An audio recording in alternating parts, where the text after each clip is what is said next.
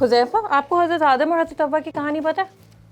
ہاں، وہ جو حضرت آدم بیوی حوا کی وجہ سے جنت سے نکالے گئے تھے. ہاں، لیکن do you know about the story? ہاں، وہ دونوں جنت میں آرام سے رہ رہے تھے اور پھر شیطان نے حضرت حوا کو بہکا دیا اور پھر حضرت حوا نے حضرت آدم کو بہکا دیا اور پھر انہوں نے وہ فروٹ کھا لیا جس سے اللہ تعالیٰ نے انہیں منع کیا تھا اور پھر پنشمنٹ کے طور پہ حضرت حوا کی وجہ سے حضرت آدم بھی جنت سے نکالے گئے. ہاں، اور حضرت حوا کیونکہ پہلے شیطان کی باتوں میں آ گئی تھیں تو اسی وجہ سے پنشمنٹ کے طور پر عورتوں کو پیریڈز ہوتے ہیں اور چائلڈ بیئرنگ کا پین ہوتا ہے. یہ تو ہو گئی بائبل کی اسٹوری. اب قرآنک ورژن دیکھ لیں. قرآن میں ارے لیکن اس سے پہلے سیٹی تو دے دیں. ہاں پلیز موم کا اس کو سبسکرائب کر دیں اور بیل آئیکن بھی پریس کر دیں. تو میں یہ کہہ رہی تھی کہ قرآن میں ڈفرینٹ مقامات کے اوپر اس اسٹوری کے بارے میں ذکر کیا گیا ہے اور بہت ڈیٹیل سے بتایا گیا ہے اور میں نے اس ساری انفارمیشن کو گیدر کرنے کی ایک ہمبل سی کوشش کی ہے. یہ کرنا اس لیے ضروری تھا کیونکہ ہمیں یہ تو پتہ ہے کہ بہت ساری چیزیں ہمارے کلچر میں ہندوازم سے آئی ہیں، لیکن بہت ساری چیزیں ہم لوگ اسلامک سمجھ کر بلیو کر کے بیٹھے ہوئے ہیں، لیکن اصل میں وہ بائبل سے آئی ہیں، یعنی وہ کرسچن بلیف ہے. اور میں اس بحث میں ٹائم ویسٹ نہیں کرنا چاہتی کہ کون سا ریلیجن بہتر ہے، کیونکہ یہ بات بہت آبویس ہے کہ اسلام بعد میں آیا تھا تو پچھلے ریلیجنس کی بہت سارے بلیفز یا تو کریکٹ ہو گئے تھے یا ریجیکٹ ہو گئے تھے.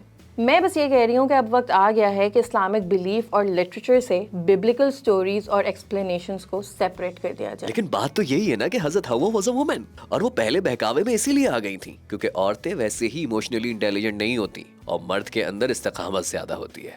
اور دیکھیں یہاں سے یہ لیسن بھی سیکھنے کو ملتا ہے کہ مرد ویسے صحیح رستے پر ہوتا ہے لیکن بیوی کے بہکاوے میں آگے غلط کام کر لیتا ہے کیونکہ عورتوں میں نا شیطان کی باتوں میں آنے کا پوٹینشیل زیادہ ہوتا ہے. وہ ایک منٹ ہمیں اندازہ بھی ہے کہ ہم کس کی بات کر رہے ہیں؟ حضرت حوا کی. آپ کی پھپھو کی بات نہیں ہو رہی ہے کہ آپ کے جو منہ میں آئے گا آپ بولیں گے اور وہ بھی بغیر کسی ویریفیکیشن کے. یہ لبرٹی ہمیں دی کس نے کہ ہم حضرت حوا پر یہ بلیمز لگائیں اور ان کا وہ ایک ویک سا امیج کریٹ کریں جو کہ قرآن میں ہے ہی نہیں، اسلام میں ہے ہی نہیں. ان فیکٹ اللہ تعالیٰ نے قرآن میں حضرت آدم کو سنگل آؤٹ کیا ہے فار دس ہول سچویشن. سورہ طٰہٰ کی آیت نمبر 115 میں اللہ تعالیٰ حضرت آدم علیہ السلام کی ڈٹرمنیشن کے بارے میں بات کر رہے ہیں.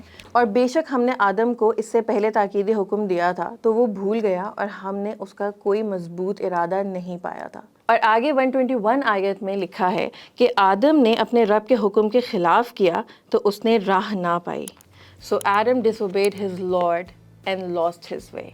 That's what the Quran says. حضرت حوا کا نام ہماری زبانوں پر تو بہت ہے لیکن قرآن میں تو ایک دفعہ بھی نہیں ہے. قرآن میں یہ ایونٹ کیسے مینشن ہے؟ Let me read it to you.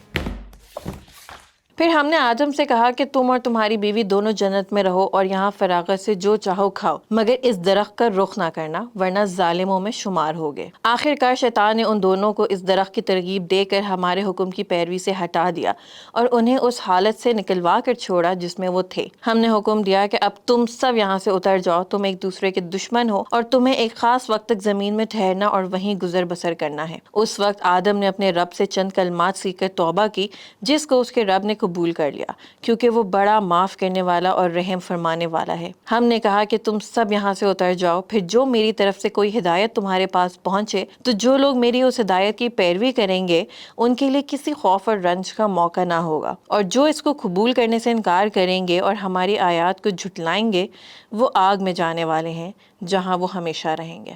Quranic version کے 3 ٹیک اویز ہیں. نمبر 1، حضرت حوا اور حضرت آدم دونوں شیطان کے بہکاوے میں آئے تھے اور اللہ تعالیٰ نے دونوں کو ایکولی رسپانسبل ٹھہرایا ہے، صرف حضرت حوا کو نہیں. نمبر 2، اللہ تعالیٰ نے ان کو اس دنیا میں بہت گائیڈ کر کے بھیجا تھا، not in the form of banishment, مطلب ان کو ابینڈن نہیں کیا تھا بلکہ بہت تسلی دی تھی کہ تم لوگ جاؤ اور تم لوگوں کو جو ہدایت ملے گی اس کو فالو کرو تو گائیڈڈ رہو گے. اور ساتھ میں یہ وارننگ بھی دے دی تھی، یعنی بتا بھی دیا تھا کہ شیطان تم لوگوں کا دشمن ہے تو اس سے بات نہیں کرنی، اس کی بات نہیں ماننی. Now you know. Number 3، Hazrat آدم علیہ السلام آسکڈ فار فارگیونیس. ربنا ظلمنا انفسنا ایک بہت فیمس دعا ہے اور ہم اپنی دعاؤں میں بھی اس کو شامل کر دیں. یہ حضرت آدم علیہ السلام کی دعا ہے. تو اللہ تعالیٰ نے ان کو معاف کر دیا تھا. تو جب معاف کر دیا تو پنشمنٹ کیوں ہوگی؟ تو یہ جو کہا جاتا ہے نا کہ حضرت حوا کی غلطی کی وجہ سے وہ لوگ جنت سے نکالے گئے اور حضرت حوا کی غلطی کی وجہ سے عورتوں کو پیریڈز ہوتے ہیں یا عورتوں کا رتبہ کم ہے، ان کی رسپیکٹ کم ہے یا ان کو چائلڈ بیئرنگ میں پین ہوتا ہے، یہ ساری باتیں بائبل کی ہیں. I will surely multiply your pain in childbearing. In pain you shall bring forth children. Your desire shall be contrary to your husband, but he shall rule over you. Genesis.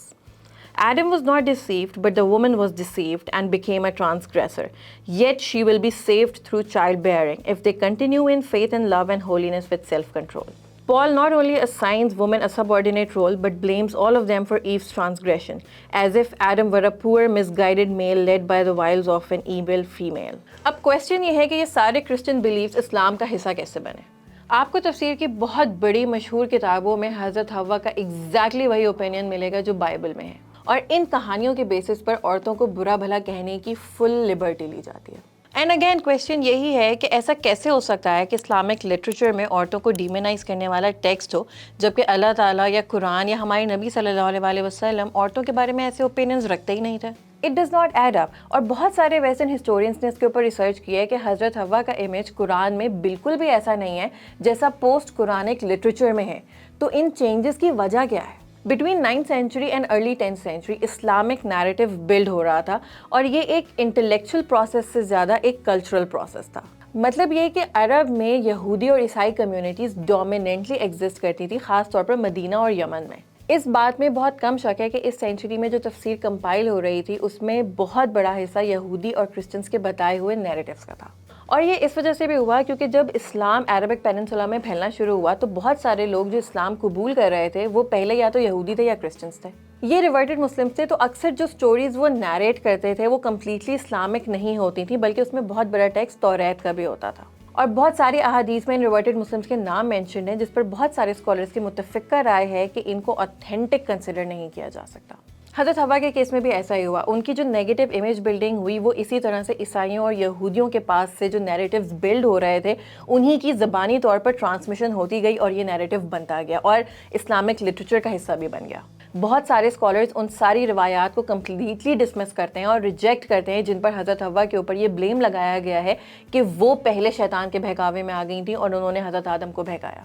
In fact, to quote them exactly, they dismiss these ahadith as devoid of fact and are treacherously misleading. उनका कहना यह है कि तफसीर की किताबों में, even तफसीर इब्न कसीर में भी जो हज़रत हव्वा की एक इमेज बिल्डिंग हुई हुई है, जो नेगेटिव इमेज बिल्डिंग हुई हुई है, वो बहुत सारे स्कॉलर्स के अपने ज़ाती ओपिनियंस हैं या बहुत सारी ज़ईफ़ और गरीब अहादीस के बेसिस के ऊपर एक आर्गूमेंट खड़ा किया हुआ है जिसका इस्लाम से कोई ताल्लुक़ नहीं है। कुरानिक वर्जन में भी ऐसा कुछ नहीं मिलता। डिसअपॉइंटिंग बात यह है कि मुस्लिम दुनिया में हज़रत हव्वा के बारे में जो भी लिखा गया, जो भी डॉक्यूमेंट हुआ, वो सिर्फ मर्दों ने लिखा और मर्दों ने डॉक्यूमेंट किया, वो इमेज बिल्ड किया जो ना सिर्फ गलत है बल्कि कुरान से कॉन्ट्राडिक्ट करता है। एनीथिंग दैट कॉन्ट्राडिक्ट्स कुरान, उसकी क्या ऑथेंटिसिटी है? और इस आर्गुमेंट के बेसिस पर आपने कितनी जनरेशन से औरतों को स्टीरियोटाइप किया है कि हज़रत हव्वा के ज़माने से लेकर आज तक सारी औरतें ईमान की कच्ची हैं, शैतान के बहकावे में आ जाती हैं, या पीरियड्स को पनिशमेंट कहना कि हज़रत हव्वा की गलती की वजह से औरतों को पीरियड्स होते हैं, औरतों को ये सारी तकलीफ़ें होती हैं। आपने औरतों को उनकी बॉडी प्रोसेस से ही शेम कर दिया। कैसा लगेगा अगर मैं ये कहूँ कि जहाँ इस्लामिक हिस्ट्री में सारे प्रॉफिट्स मर्द थे वहीं सारे विलन्स भी मर्द थे। यजीद एक मर्द था, फिरौन वाज अ मैन टू। तो क्या इसका मतलब ये है कि मर्दों के डीएनए में ये पॉसिबिलिटी है कि वो जालिम ही होंगे, या मर्द जनरेशन से जेनेटिकली जालिम ही होंगे, या उनमें जुल्म करने का पोटेंशियल ज़्यादा है? ये सब जनरलाइजेशंस हैं, इनका हकीकत से कोई ताल्लुक़ नहीं होता। लेकिन सोचने की बात यह है कि आप औरतों से तासुब में इतना आगे निकल गए कि आपने हज़रत हव्वा को भी नहीं छोड़ा और कुरानिक एविडेंस होने के बावजूद रीज़न्स ढूंढते हैं उनको ब्लेम करने के और उनको गलत साबित करने के। आप अपने आप से पूछें तो कि आप ऐसा क्यों करते हैं?